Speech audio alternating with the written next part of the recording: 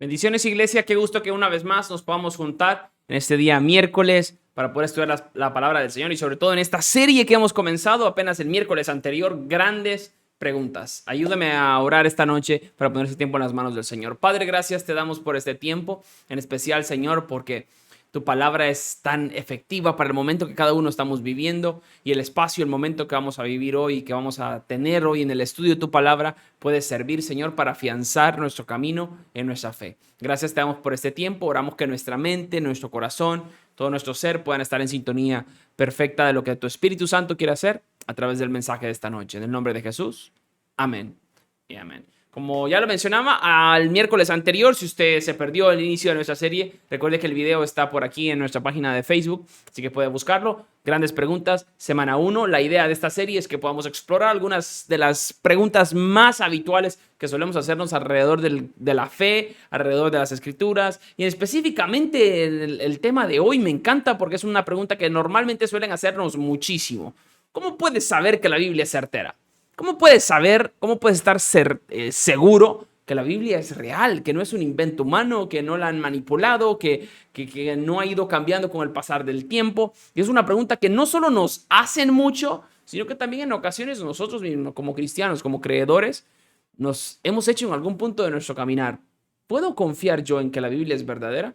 Y hoy vamos a hablar acerca de eso, de algunas evidencias que tenemos acerca de el por qué la Biblia es verdadera. Y cómo podemos refutar también y cómo podemos exponerle a alguien las razones por las cuales consideramos que la Biblia es verdadera. Comencemos hablando de que 2 Timoteo capítulo 3 verso 16 dice: toda la escritura es inspirada por Dios. Partamos desde este punto de que la Biblia es inspirada por Dios y útil para enseñar, para reprender, para corregir y para instruir en toda o en la justicia. Tenemos de ser conscientes del punto, el común denominador de las escrituras es que es inspirada por Dios. Es cierto que son autores humanos, que son autores que obviamente está su puño y letra, pero que el actor intelectual, el maestro, el que hizo la obra maestra, ha sido nuestro Dios. Y que a lo largo de todos los años ha ido, o fue perfeccionando, mejor dicho, su palabra para tener lo que hoy tenemos. ¿Qué es lo que vamos a hablar? Bueno, hoy vamos a hablar un poquito de que no puedes tener una transformación sin confiar en la Biblia. Y por eso es tan vital el tema de esta noche. ¿Cómo puedo saber yo si la Biblia es certera o no? Y es que si yo desconfío de la palabra de Dios, prácticamente no voy a experimentar una transformación como tal. Seguiré viviendo mi vida normal, seguiré cometiendo los mismos errores, tendré la misma versión mía que hace 10, 15, 20 años. No habrá una mejora, no habrá un incremento en mi desempeño. ¿Por qué? Porque no habrá un impacto, no va a causar una transformación en mí. No podemos tener una transformación sin confiar en las escrituras.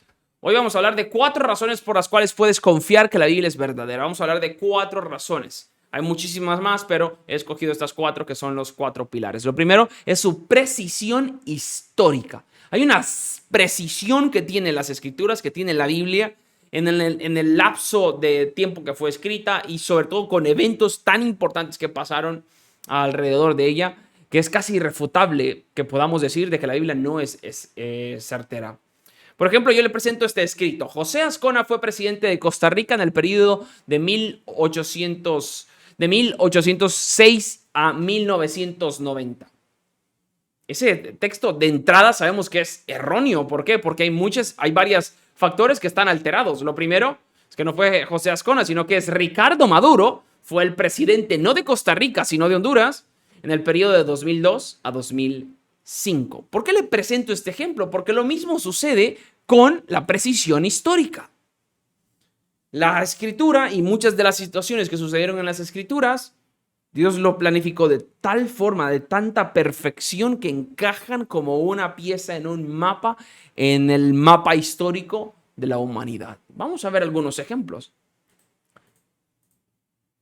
Ningún libro cubre más historia que la Biblia. La Biblia sabemos que está compuesta por 66 libros, fue escrita en un periodo de 1500 años por 40 autores en 3 diferentes idiomas, en 3 continentes, pero habla una sola historia en general y es la historia de Jesús. Estos 66 libros son como una enorme flecha que apunta hacia la historia de Jesús. De hecho, el arqueólogo judío Nelson Glueck dio esta declaración. Podemos declarar categóricamente que no existe ni un solo descubrimiento arqueológico que contradiga la Biblia. No se ha encontrado una sola pieza, manuscrito, artefacto que contradiga todo lo que está escrito en estos 66 libros, escrito por 40 autores, inspirados por Dios y apuntando hacia la historia de Jesús. No se ha encontrado nada, ni un manuscrito, ni un artefacto, no se ha encontrado absolutamente nada, arqueológicamente hablando, que pueda contrarrestar o contradecir lo que las escrituras nos enseñan. Así que es el primer punto, su aporte histórico, su aporte en la parte de toda la historia de la humanidad. Lo segundo es su exactitud científica. La Biblia tiene cosas que estaban escritas ahí muchísimo antes que las descubriéramos. Bueno, no nosotros, pero los científicos o los arqueólogos que las descubrieran. Estaba puesto ahí por Dios como pequeñas perlas. Hay un montón, hay una cantidad exorbitante de datos científicos que estaban descritos en las escrituras que luego los científicos pudieron corroborar que era cierto. Vamos a ver solamente dos ejemplos en particular. El primero es que en la antigüedad se creía que el mundo estaba sostenido por este enorme hombre, ¿no? Por Atlas, que estaba sostenido por este ser y que era el que sostenía todo el mundo. También había otras civilizaciones, hubieran otras culturas que creían que el mundo estaba sostenido por una enorme tortuga y que esta enorme tortuga a su vez tenía unos elefantes en su lomo y que estos elefantes eran los que sostenían toda la tierra, ¿no? Pero si nos vamos a las escrituras, en el libro de Job, capítulo 26, verso 7, Dios dice claramente cómo está sostenida la tierra. Dios existe, Dios extiende el cielo sobre el vacío y sobre la nada tiene suspendida la tierra. Estamos hablando que el libro de Job es uno de los libros más antiguos de la Biblia, de los 66 que fueron escritos, y ya en el libro de Job Dios nos dejaba ver un poquito a la humanidad de que la tierra está sostenida por la nada, está suspendida nada más en el aire. Entonces ahí nos damos cuenta de la exactitud científica y le estoy hablando de uno de tantos ejemplos. Otro de los ejemplos era cuando tenía que ver con la circuncisión. Todos sabemos que en el Antiguo Testamento Dios había instruido por medio de Abraham, luego rectificado por medio de Moisés, la circuncisión de los bebés. Pero había una protocolo que debería de seguirse o que deberían de seguir los judíos con respecto a la circuncisión de los bebés. No era a la suma marumba, no era como ellos pensaban, no, era un proceso, era un protocolo y había un día específico que era el día número 8. De hecho, así lo dicen las escrituras. Cuando vamos al libro de Génesis, capítulo 17, verso 2, dice: todos los varones de cada generación deberán ser circuncidados a los 8 días de nacido. Cuando vamos a ver y estudiamos, los médicos estudian, pero ¿por qué en el día 8? ¿Por qué tiene que ser? ¿Por qué no puede ser en el 5? ¿Por qué no puede ser recién nacido? ¿Por qué no puede ser, qué sé yo, días después? Obviamente yo no soy médico y no voy a pretender ser médico aquí, pero una pequeña investigación que hice es que hay algo dentro de nosotros que nos ayuda a coagular la sangre. O sea, si usted tiene una cortada, hay algo dentro de nosotros, una proteína, no sé cómo se le llama, que es lo que ayuda a que la piel misma y todo el organismo se pueda como curar de esa cortada, de esa herida. Y los científicos han dado cuenta, los médicos se han dado cuenta que en el varón, en el hombre, el día que más tiene esa proteína más elevada es el día 8 después de su nacimiento. Me pareció increíble. Que Dios, claro, es que eso es lo menos que esperas de un libro que ha escrito el mismo Dios, el creador del universo. Cosas tan exactas como esas. Cosas tan precisas como esas. Y claro, le estoy dando solo 2 ejemplos de la exactitud científica que tienen las escrituras. Tiene muchísimos más. Pero para que nos demos cuenta que realmente la Biblia es exacta, es verdadera. Fue escrita por Dios. Ahora, la ciencia, me encanta este pensamiento y lo quería poner. Dice que la ciencia es pensar los pensamientos de Dios después de Él. O sea, Dios literalmente pensó muchísimas cosas, las plasmó en las escrituras y luego nosotros simplemente lo que vamos haciendo es descubriéndolas. Y no solo en la Biblia, en el mundo entero vamos descubriendo cosas que Dios ya había pensado. Y eso me parece extraordinario. La tercera gran razón por la cual podemos confiar que la Biblia es verdadera es por su exactitud profética.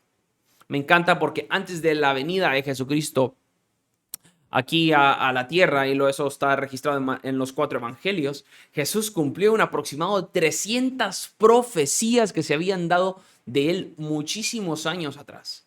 ¿Dónde iba a nacer? ¿Cómo iba a ser? ¿Cómo iba a morir?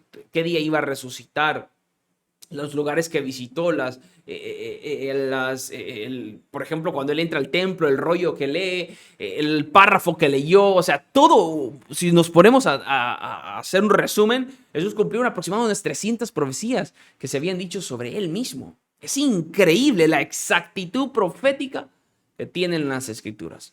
Hablando acerca de Jesús, cosas que iban a suceder, que acontecieron, o sea, es increíble la exactitud que tiene. Y eso es la tercera razón por la cual usted y yo podemos confiar en las escrituras, porque tiene una exactitud profética, tiene una exactitud de cosas que iban a pasar muchísimos años atrás, cosas que estaban escritas en el libro de Isaías, que es el libro que más tiene profecías con respecto a Jesús, que se cumplieron muchísimos años después de haber sido escrito ese libro. Pero recordemos que la Biblia es inspirada por Dios. O sea, Dios es como el que estaba viendo el principio y el final. Dios fue escribiendo todo porque Él ya sabe, Él conoce el pasado, el presente y el futuro. Dios no está en el tiempo, Dios está por encima del tiempo. Dios sabe todas las cosas. Así que podemos confiar plenamente en las Escrituras. De hecho, en 2 de Pedro capítulo 1, verso 21, dice, porque la profecía no ha tenido su origen en la voluntad humana, sino que los profetas hablaron de parte de Dios, impulsados por el Espíritu Santo. Todas y cada una de estas profecías que han sido escritas en las Escrituras no son inspiradas, no son invento del humano. No es que Isaías dijo, tengo ganas de inventar y voy a escribir esto aquí. No, son inspiradas por Dios mismo e impulsadas por el Espíritu Santo. Mark Twain dijo, no son las partes de la Biblia que no comprendo las que me incomodan, sino las que sí comprendo. Si somos realistas antes de pasar a la cuarta razón, es que en muchas ocasiones no es que no creamos en la Biblia, es que nos incomoda. Y muchas personas se excusan o nos excusamos diciendo, no, es que la Biblia no es cierto, no es certera, no es exacta, entonces por eso yo no la voy a leer, no la voy a aplicar. Cuando realmente el trasfondo de esa frase o de esa forma de vivir es que hay cosas en la Biblia que chocan con mi forma de vivir y entonces no me gusta. Por eso Mark Twain me encanta que dijo, no son las partes de la Biblia que no comprendo las que me incomodan, sino más bien las que sí comprendo, lo que sé que debo de hacer, que me cambia mi manera de pensar y mi manera de vivir. Tal vez conozcamos a alguien así o tal vez nosotros mismos estamos en esa situación. De repente nos hemos alejado de las Escrituras, nos hemos alejado de Dios por lo mismo, porque decimos, es que me es más fácil vivir mi vida como yo quiero a como Dios quiere. Pero nos damos cuenta, ¿a dónde nos ha llevado esa forma de pensar? ¿A dónde te ha llevado esa filosofía de vida? ¿A dónde te ha llevado tu propia forma de pensar? ¿Te ha llevado al tener una mejor versión de ti mismo? ¿O todo lo contrario? Estamos peor de como estábamos antes, cuando estábamos cerca de Dios. Entonces, es importante que podamos volver a esos tiempos donde no solo creíamos en las Escrituras, sino que también las leíamos y las aplicábamos y las tratábamos. Y de hecho, al final del mensaje vamos a ver algunos consejos prácticos con respecto a las Escrituras. Pero me encanta que este mensaje es un mensaje para compartirlo. Es un mensaje donde usted puede compartírselo a alguien y dile, tómate estos 30 minutos para que puedas escuchar este mensaje porque me cambió la vida. Ahora, yo les dije que eran 4 razones. Y la cuarta razón es la evidencia personal y tal vez es la razón más fuerte por la cual debemos de creer en las Escrituras. Por la propia vivencia que cada uno de nosotros y por el propio impacto que ha causado las Escrituras en nuestras vidas, en nuestras familias. Yo le puedo hablar de mi caso en particular, de nuestro caso en particular como mi familia. Mis papás estaban divorciados legalmente, habían litigios, habían toda una, qué sé yo, o sea, prácticamente mi mamá y nosotros dos con mi hermana mayor estábamos ya viviendo aparte, mi papá estaba viviendo aparte. Dios aparece, Jesús aparece, las Escrituras aparecen, empiezan a cambiar la forma de pensar de mi papá, que no era fácil, un militar, con todo lo que incluye la parte del orgullo, de no voy a dar mi brazo a torcer en el caso de los militares, y tener una persona ex militar con problemas de alcohol, que entregue su vida a Cristo, que luego venga humillado a pedir perdón y que luego Dios restaure todo ese matrimonio y ahora sean pastores de una iglesia. O sea, ¿qué más evidencia necesito yo, en mi caso en particular? ¿Qué más evidencia necesito yo de que las escrituras son verdaderas, que el impacto que ha causado en mi propia familia? Y yo sé que este es mi ejemplo, es mi caso, es nuestro caso, pero sé que usted también ha tenido un caso. Caso donde teníamos un hijo perdido y Dios lo trajo de regreso, donde teníamos un esposo perdido y Dios lo trajo de regreso, donde tal vez estábamos perdiendo nuestro empleo y Dios lo resucitó, o teníamos un familiar enfermo y por medio de una palabra de sanidad, por medio de una oración, ese familiar se levantó. Evidencias personales, pequeños toques que Dios nos va haciendo a lo largo de nuestra vida que van causando una marca, un impacto. Me parece que de las 4 es una de las más completas y sobre todo es una de las más impactantes, una de las que más nos tocan, que nos cautivan, que llaman nuestra atención, las cosas que hemos vivido y que nadie puede refutarnos, nadie nos puede decir, no estaban divorciados, no, es que yo lo viví, yo lo experimenté, yo lo viví de primera mano. Así que la cuarta es la evidencia personal. Hebreos capítulo 4, verso 12 dice, ciertamente la palabra de Dios es viva y poderosa y más cortante que cualquier espada de 2 filos. Penetra hasta lo más profundo del alma y del espíritu, hasta la médula de los huesos y juzga los pensamientos y las intenciones del corazón. Y quise resaltar esas 2 palabras, viva y poderosa, porque aunque han pasado muchos años desde que se escribió las escrituras, sigue siendo relevante al día de hoy. Dios sigue hablando a su pueblo y a sus hijos a través de las escrituras. Yo quiero que hablemos un poquito de, bueno, ¿qué puedo hacer? ¿Cómo puedo empezar? ¿Cómo puedo regresar a lo que de repente estoy hablando con gente cristiana que había dejado de leer las escrituras? ¿Cómo puedo empezar yo? ¿Qué consejos prácticos podemos hacer? Bueno, 4 cosas muy prácticas. Lo primero, pongo este loguito por aquí, pues está en inglés, dice Holy Bible, pero en español es Santa Biblia. Quiero que usted tome su teléfono móvil, se vaya a donde usted descarga las apps y descargue o busque ese loguito, ponga Santa Biblia y mire ese loguito, porque esa es la app más completa que yo he encontrado de la Biblia.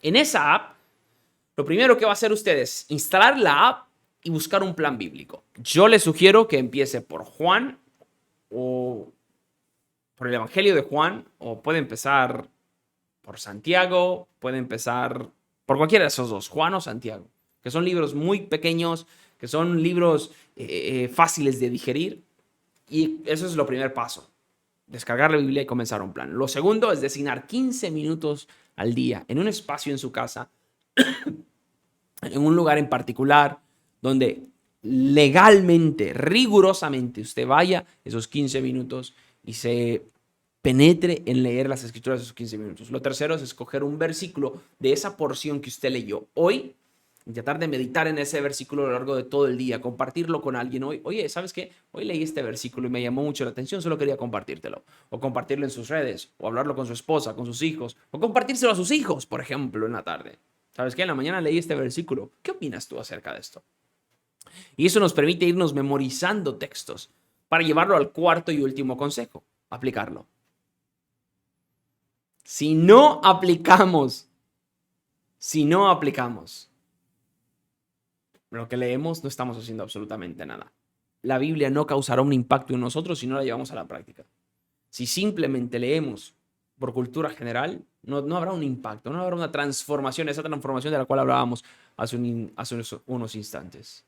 Así que, ¿es la Biblia certera para el tiempo que estamos viviendo? Sí. ¿Es verdadera? Sí. Hemos visto 4 razones. Hay muchas más.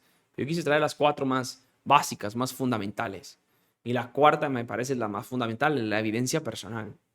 Seguramente usted ha tenido un impacto con las escrituras, yo he tenido un impacto con las escrituras, y que este impacto nos sirva como un empuje, como un combustible para seguir en los caminos del Señor. Padre, gracias te damos esta noche. En primer lugar, Señor, gracias te damos por este enorme regalo que nos has dado, como son las escrituras. Gracias por la Biblia, Señor, porque es una lámpara a nuestros pies que alumbra nuestro camino.